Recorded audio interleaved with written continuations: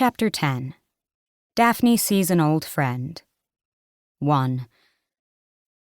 Daphne had put on weight from eating so much bread since the animals died, and the chemicals in cheese made her skin break out. But as long as she avoided direct confrontations with the mirror, it was possible to rationalize these changes in her appearance. She could map out the 5-paragraph essay in her head. Beauty was only one thing.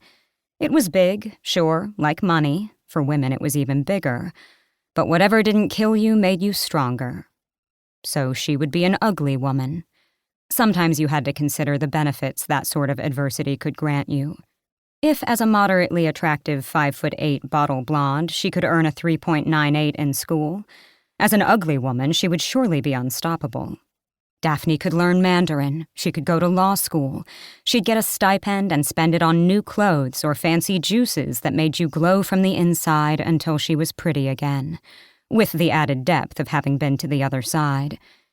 "Listen here," she'd say around the campfire, "have I got a wild story for you?" Most days, save for when she was at work or asleep, she surrounded herself with narrative.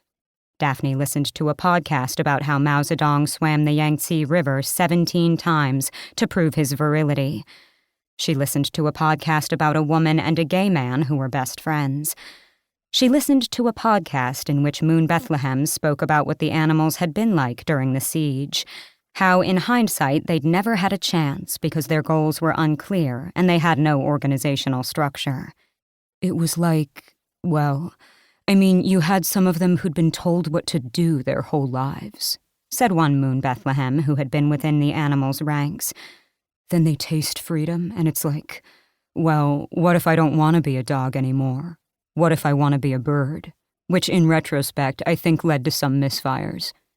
Soon they would be approaching a year since the animals had died, and mainstream opinion was split on what to think.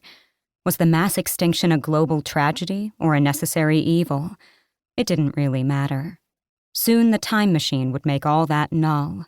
Mice would live in the walls again, wasps would ruin brunch, pigs would be slaughtered. They'd be covered.